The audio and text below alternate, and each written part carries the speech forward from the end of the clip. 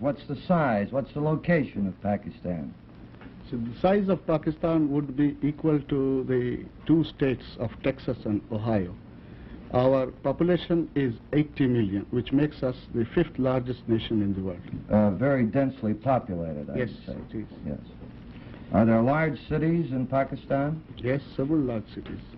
The largest, of course, is Karachi, which is the capital of Pakistan. And how large would that be, sir? The Karachi has a population of about 1.3 million. Which is large. Mr. Ambassador, we Americans, of course, know that your part of the world has its troubles, too. Now, and you've had trouble with India over several things. Are your relations with India improving? Yes, it is improving. This doesn't seem to be any danger of open warfare between yourselves and India now. There is no such immediate danger.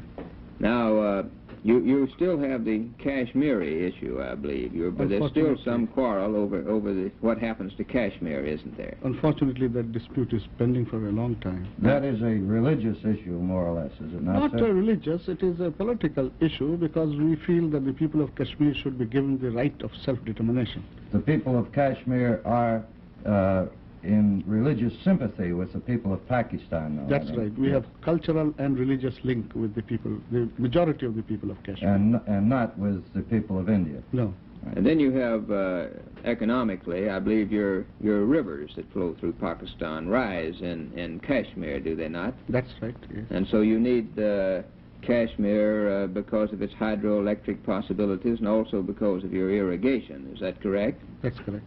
And that issue is now supposed to be decided by the United Nations, is yes, it not? it is before the United Nations.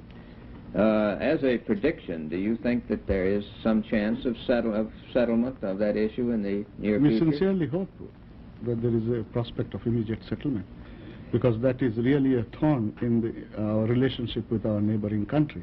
And we want it to be removed so that we can both neighboring countries live in peace and devote our full-time attention for the progress.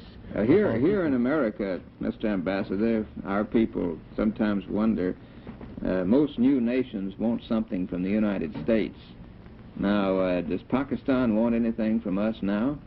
No, we don't, in that sense. But of course, any assistance would be most welcome. But we believe that we should try to help ourselves and pull ourselves by our own bootstraps. Are you prepared to do that, sir? Oh, not only we are prepared, we have demonstrated it to the world that we have done a fine and good job of trying to help ourselves. Well, the newspapers carried a picture the other day of the first shipment of burlap to this country from Pakistan, which was hailed by you, if I recall, as a major step in the nation's economy. That's right. Now, what other industries do you have that can develop in Pakistan? Mostly textile industries, then paper and pulp mills and heavy chemical industries. What do you have to sell the people of the United States? Jute, tea, skins and hides. Cotton, of course, you won't require so much, but we do export a large quantity of our... And what do you want to buy from us? Well, we want to buy industrial machineries. You want to sell these farm products to us, and you want to buy our industrial machinery. Do you want any of our so-called technical know-how? Certainly. It would be very valuable to us because it will help to build our own economy. And would you like to import some of our young men from the technical colleges? Certainly. They would be most welcome because your country has made very rapid stride in technological science. And your know-how, as you put it, would be most valuable in helping us to develop our own industries. Would you like to import some of our capital, too? Oh, it would be most welcome, certainly. Are there any particular inducements you have for American capital? Yes, we have provided adequate safeguard for any investment which you might make. We give you certain guarantees, and then we provide that certain amount of profits will be free from taxation. And then we also provide guarantees so that any profits which you make in our country would be able to be taken away by you freely without any restriction. How about taxes? Oh, there is some tax accession up to, I think, some certain percentage of dividend of your capital investment will be free of tax for a certain number of years. Actual exemption. Actual exemption, yes. There is no real danger of nationalization. American capital fears nationalization. No, we believe in free enterprise, and all our industries are free. and private, and therefore there is no such danger at all in my country. As a free enterprise nation, sir, do you feel there's any threat of communism in Pakistan? No, there is no such threat. Why is that? Because we have a religious ideology, a positive religious ideology, which does not leave any vacuum for any conflicting doctrine or ideology. You think the communists can operate only where there is a vacuum yes, in ideology? I sincerely think so. Now, since you are a Muslim state, sir, how can you best explain to our audience just what kind of government do you have? Is there separation of church and state? Is there any influence of the government by the church? So when you said Muslim state, I think you meant by that the majority of the people of Pakistan believe in the Muslim religion. But it is a democratic country, and we have a parliamentary system of government. And there is no state, church or mosques. And all our mosques, which would be equivalent to your churches, are completely free. And they do not receive any state aid or assistance. Are other churches allowed to set up shop and practice their religion? We believe that every citizen of Pakistan has a complete freedom to worship just according to his own wishes and according to his own desire. And we give them every kind of assistance to do so. There are missionary churches, and there are a lot of churches of all denominations. There are synagogues.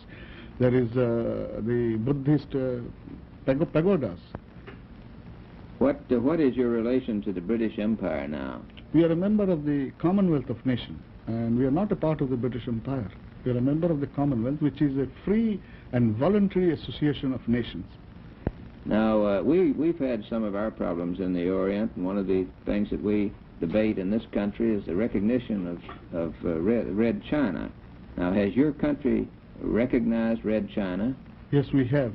By recognition, we mean that we recognize an actual fact. It does not imply that we confer any blessing or give our seal of approval to any system of government. Do you trade with Red China? Yes, we do. And do you trade with Soviet Russia now? Yes, we do. You export these jute and tea and things of this sort to Soviet Russia? Yes, we do. And do you maintain an active trade with India? Yes, we do. Not very active at the moment, but we do have... Is that because of India's restrictions or yours? That is because of India not freely accepting the par value of our currency. Your currency is of more value than the Indian currency? Yes, it is. That has the same basis, has it not? The currency is the same nomenclature? The same nomenclature, yes. We have the rupees, and India has also the rupees. At the time of partition, which means at the time when two countries became sovereign and independent, our currency had the par value. But subsequently we proved that our economy was better. And therefore, when India devalued, we did not feel the need for devaluation. This is since 1947? Yes, we became independent. Yes, that's right. We've heard something about land reform in Pakistan, sir. Can you tell us how you've affected your land reforms? Yes, we had an antiquated system of land tenure, which meant that the farmers were not the real owners of the land. The real owners were a class of landlords, and they were a sort of intermediary between the farmer and the government.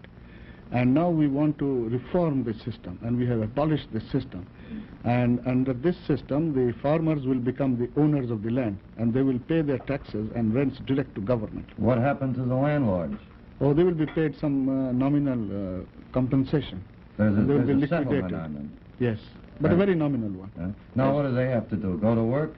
Oh, yes, they will have to earn their living now. Has this been... I shall have to think out some means of livelihood, because I unfortunately belong to that class. You're the dispossessed landlord class. I've not yet been dispossessed, but I think I'll be dispossessed by the end of this year. That has been a form of expropriation, has it? It's not exactly expropriation, because we do not believe in expropriation.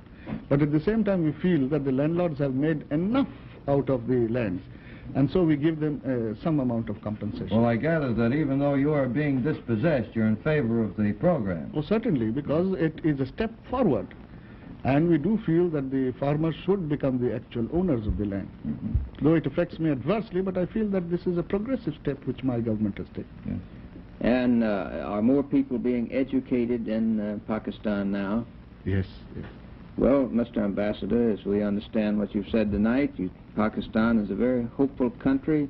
You welcome American capital and American technicians, and you expect to maintain a system of individual freedom. Thank you very much for being with us, sir.